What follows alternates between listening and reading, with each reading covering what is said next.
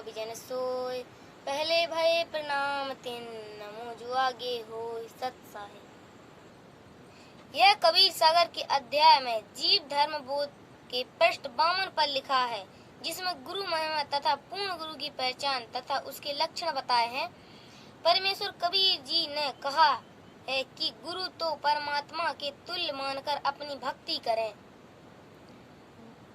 दूसरे शब्दों में कहें तो गुरु तो परमात्मा से भी बड़ा है। जिसमें हैंडपंप से जल निकलता है, इस प्रकार गुरु से परमात्मा मिलता है।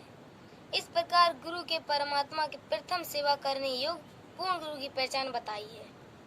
गुरु के लक्षण 4 बखाना। प्रथम वेद शास्त्र को ज्ञाना, दूजे हरि भक्ति मन कर्म बानी, तृतीय समदृष्टि कर जानी, चौथे वेद विधि सब कर्मा, यह 4 गुरु गुण जानो मर्मा। पूर्ण संत सर्व वेद शास्त्रों का ज्ञाता होता है। दूसरे वह मन कर्म वचन से यानी सच्ची श्रद्धा से केवल एक परमात्मा समर्थ की भक्ति स्वयं करता है तथा अपनी अनुयायियों से करवाता है। तीसरे वह सब अनुयायियों से समान व्यवहार करता है। चौथे उसके द्वारा बताए भक्ति कर्म वेदों में वर्णित विधि के अनुसार होता है। ये 4 लक्षण गुरु के होते हैं। जो इन से युक्त नहीं है, इसको पूर्ण गुरु नहीं कहा जाता। ब्राह्मणों ने बहुत सा मिथ्या प्रचार किया, सच्चाई को छुपाया और झूठ को फैलाया है। जैसे परशुराम ब्राह्मण था। एक समय ब्राह्मणों और क्षत्रियों की लड़ाई हुई तो ब्राह्मणों क्षत्रियों से हार गए। उसका बदला परशुराम ने लिया, लाखों क्षत्रियों को मार डाला। यह तक प्रचार किया, परंतु यह नहीं बताया कि परशुराम को किसने मारा। परमेश्वर कबीर जी ने कहा है कि एक मानव उत्तम धर्म यानी शास्त्र अनुकूल धर्म में पूर्ण संत की शरण में आता है, औरों को भी यह मार्ग बताता है। उसको परमेश्वर हृदय से प्रसन्न होकर प्यार करता है। जो कोई एक जीव को परमात्मा की शरण में लगाता है तो उसको बहुत पुण्य होता है। एक गाय को कसाई ने छुड़वाने का पुण्य किया।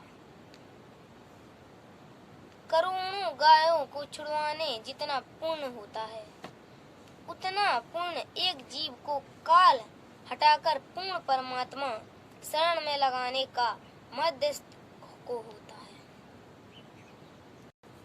श्री दादू जी को 7 वर्ष की आयु में जिंदा बाबा के स्वरूप में परमेश्वर जी मिले थे। उस समय कई अन्य हम उम्र बच्चे भी खेल रहे थे। परमेश्वर कबीर जी ने अपने कमंडल से कुछ जलपान के पत्ते को कटोरे की तरफ बनाकर पिलाया तथा प्रथम नाम देकर सतलोक ले गए। दादू जी 3 दिन रात अचेत रहे, फिर सचेत हुए तथा कबीर जी का गुणगान किया। जो बच्चे श्री दादू जी के साथ खेल रहे थे, उन्होंने गांव में आकर बताया कि एक बूढ़ा बाबा आया है। उसने जादू तंत्र का जल दादू को पिलाया था, परंतु दादू जी ने बताया था कि जिन मुँह को निज नाम दिया सोए सतगुरु हमार, दादू दूसरा कोई नहीं कभी सृजनहार। दादू नाम कबीर की ले कोई लेवे ओट, ताको कबहू लागे नहीं काल वज्र की चोट। केहरी नाम कबीर है विषम काल गज राज, दादू भजन प्रताप से भागे सुनम आवाज। अब हो तेरी सब मिटे जन्म मरण की पीर, श्वास उश्वास सुमरे ले दादू नाम कबीर। संत मलुकदास जी तथा संत दादू दास जी को परमेश्वर संत गरीबदास जी की तरह सतलोक जाने के पश्चात मिले थे। यह प्रकरण कबीर सागर में नहीं था, बाद में लिखा गया। अगम निगम बोध पेज 44 पर नानक जी का शब्द लिखा है, वाह वाह कबीर पूरा है, वाह वाह कबीर गुरु पूरा है, पूरे गुरु की मैं बलि जाऊं जाका सकल जरूहा है, अधर दुलीचे परे गुरुवन के से ब्रह्मा जहाँ सूरा है, श्वेत ध्वजा फरकत गुरुवन की बाजिद अनहद तूरा, पूर्ण कबीर सकल घट दर से हरदम हाल हजूरा, नाम कबीर जपे बड़भागी नानक चरण कुधूरा। हाँ तो दोस्तों, आज की कथा यहीं समाप्त होती है। मिलते हैं अगली कथा में, तब तक के लिए सत्संग।